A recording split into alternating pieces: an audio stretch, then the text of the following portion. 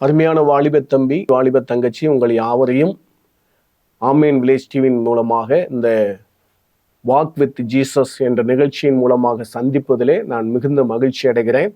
இந்த நாளிலும் கூட ஒரு சின்ன ஸ்டோரியை சொல்லி உங்களை சிந்திக்க வைக்க வேண்டும் என்று சொல்லி நான் விரும்புகிறேன். ஒரு முறை பார்த்தீங்க அப்படின்னு சொன்னால், அந்த ஒரு முனிவரும் ஒரு சிஷியனும் என்ன செய்கிறாங்க அப்படின்னு சொன்னால், ஒரு காட்டு வழியாக நடந்து போகிறாங்க. அப்படி நடந்து போகும்போது பார்த்தீங்க அப்படின்னு சொன்னால், அங்கே ஒரு வீடு, குடிசை வீடு இருக்கு. அந்த குடிசை வீடு இருக்கும்போது தன்னுடைய சீசனை பார்த்து அந்த முனிவர் சொன்னாராம், அந்த குடிசை வீட்டில் நமக்கு சாப்பிட்றதுக்கு ஏதாவது இருக்கான்னு சொல்லி நீ கேட்டு வா அப்படின்னு சொன்ன உடனே அந்த சீசன் போகிறான். அப்படி சீசன் போகும்போது அவங்க வீடு கூரை வீடாக தான் இருக்கு. அங்கே பார்த்தீங்க அப்படின்னு சொன்னால், அவங்களுடைய அந்த தொழுவத்தில் ஒரு மாடு பசுமாடு கட்டியிருந்திருக்கு. அப்போ அந்த முனிவர் போய் கேட்டாராம், நீங்கள் ஒவ்வொரு நாளும் உங்களுடைய வயிற்று பழப்புக்காக நீங்கள் என்ன செய்றீங்க அப்படின்னு கேட்டபோது அந்த வீட்டுக்காரங்க சொன்னாங்களாம், இந்த மாடு எங்களுக்கு ஒன்று இருக்குது, இந்த மாடு பால் கொடுக்கும், அதில் வர்ற அந்த பாலை நாங்கள் குடிச்சிட்டு நாங்கள் என்ன செய்வோம், எங்களுடைய ஒவ்வொரு நாளும் அன்றாட வாழ்க்கையை கழித்து விட்டு நாங்கள் இங்கே இருக்கிறோம் அப்படின்னு சொல்லி சொன்னாராம். சரின்னு சொல்லிட்டு அந்த முனிவர் என்ன செய்கிறாரு அப்படின்னு சொன்னால், கொஞ்சம் தூரம் நடந்து போயிட்டு சிஷியனை பார்த்து சொன்னார், நீ போய் என்ன செய்த அப்படின்னு சொன்னால், போய் அந்த அவங்க வீட்டில் கட்டியிருக்கிற அந்த மாட்டை அவங்களுக்கு தெரியாமல் நீ என்ன செய்ய கழட்டி விடுன்னு சொல்லிட்டாராம். அப்போ அந்த சீசனும் என்ன செய்யிட்டான் அப்படின்னு சொன்னால், அந்த கட்டியிருக்க மாட்டை போய் அவங்களுக்கு தெரியாமல் போய் கழட்டி விட்டுட்டு வந்துட்டான். அப்போ இந்த குடும்பத்தார் என்ன செய்திருக்கிறாங்க அப்படின்னு சொன்னால், எங்கெல்லாம் தேடி என்ன செய்திருக்கிறாங்க, அலைஞ்சிருக்கிறாங்க. அவங்களுக்கு அந்த காணாமல் போன மாடு என்ன செய்யலை அப்படின்னு சொன்னால் கிடைக்கவே இல்லை. திரும்ப ஒரு சில மாதங்களுக்கு பின்பதாக முனிவர் அந்த பகுதி வழியாக தன்னுடைய சீடனோடு கடந்து வரும்போது அங்கே பார்த்தீங்க அப்படின்னு சொன்னால், அங்கே குடிசை இல்லை. அப்போ இல்லைன்னு சொன்ன உடனே அங்கே பார்க்குறாங்க. அப்போ ஒரு கார வீடு, நல்ல கார வீடாக இருந்திருக்கு. அந்த கார வீட்டில் போய் பார்த்தீங்க அப்படின்னு சொன்னால், சீசன் போய் கேட்டிருக்கான். என்ன கேட்டிருக்கான்னா, நீங்கள் போய் இந்த இடத்துல ஒரு குடிசை வீடு இருந்ததே, நாங்கள் சில வருடங்களுக்கு முன்பதாக அந்த வழியாக போகும்போது, ஆனால் இப்போ அந்த குடிசையை காணமேன்னு சொன்னபோது, அந்த குடிசையாக இருந்த வீட்டில் இருந்தவங்க நாங்கள் தான். எங்களுடைய வாழ்வாதாரத்துக்காக வைத்திருந்த ஒரு மாடு, அந்த மாடு கொடுக்கிற பாலை மாத்திரம் நாங்கள் சாப்பிட்டுட்டு நாங்கள் எங்களுடைய வாழ்க்கையை ஓட்டிட்டு வந்தோம். ஆனால் அந்த மாடு பார்த்தீங்க அப்படின்னு சொன்னால், திடீர்னு ஒரு நாள் காணாமல் போயிடுச்சு. நாங்களும் எவ்வளவோ அந்த காட்டில் சுற்றி பார்த்தோம், அந்த மாடை எங்களால் கண்டுபிடிக்க முடியல அப்படின்னு சொல்லி சொன்னாங்களாம். அப்போ பார்த்தீங்க அப்படின்னு சொன்னால், அந்த குடும்பத்தார் என்ன செய்யிட்டாங்க அப்படின்னு சொன்னால், அந்த இருக்கிற அந்த ஒரே ஒரு மாட்டு மேலே அதையே நம்பி என்ன செய்யிட்டாங்க அப்படின்னு சொன்னால், அவங்க தன்னுடைய வாழ்க்கையை சுருக்கி கொண்டாங்க. அது ஏதோ கொஞ்சம் ஒரு செம்பு பாலை குடிச்சிட்டு என்ன செய்யறாங்க, அப்படியே உறங்கி படுத்துக்கிறது, அப்படியே தூங்கிறது அப்படின்னு சொல்லி இப்படிப்பட்ட வாழ்க்கையை கழித்து வந்தாங்க.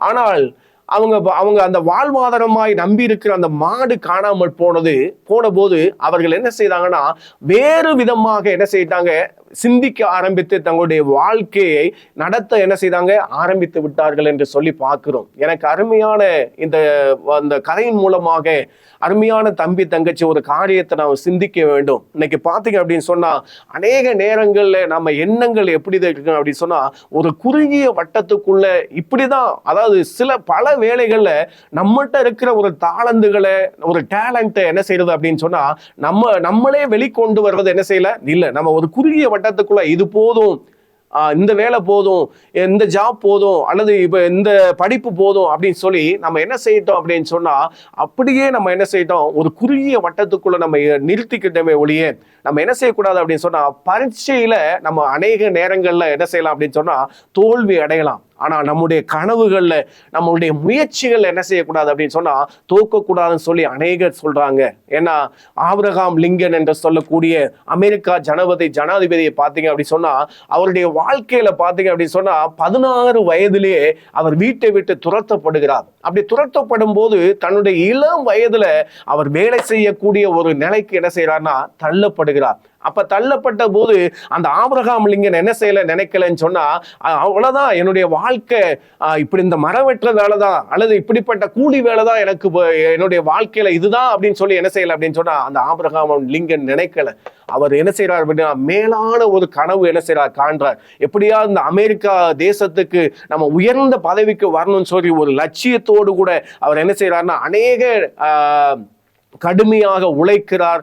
அநேக போட்டிகள் என்ன செய்யறாருன்னா நின்னு பாத்தீங்க அப்படின்னு சொன்னா கிட்டத்தட்ட 18 முறை அவருடைய வாழ்க்கையா இருக்கட்டும், வேலை ஸ்தலமா இருக்கட்டும், வியாபாரமா இருக்கட்டும், எல்லாத்திலையும் பாத்தீங்கன்னா தோல்வி அடைந்து நஷ்டம் அடைகிறார். ஆனால் அந்த தோல்வியை கண்டு ஆபிரகாம் லிங்கன் அவர் துவண்டு போகவில்லை. மாறாக ஒரு நாள்ல அவர் அமெரிக்கா ஜனாதிபதியாக என்ன செய்யறாருன்னா மாறிவிடுகிறார் என்று சொல்லி பார்க்கிறோம். ஆகையினாலே அருமையான வாலிப தம்பி தங்கச்சி, இப்படிப்பட்ட இந்த சாதித்த இப்படிப்பட்ட நபர்களை உங்களுடைய சிந்தையிலே நீங்க என்ன செய்யுங்கன்னா நிறுத்தி கொண்டு என்ன செய்யுங்க அப்படின்னு சொன்னா எப்படி ஒரு ஓடுகிற அந்த நீரோட்டத்துல பாத்தீங்க அப்படின்னு சொன்னா உயிருள்ள மீன் என்ன செய்யும் அப்படின்னு சொன்னா அது தாவி தாவி தாவி தாவி என்ன செய்யும் அப்படின்னு சொன்னா என்ன அந்த மேலே ஏறுறதுக்கு என்ன செய்யும் பார்க்கும்.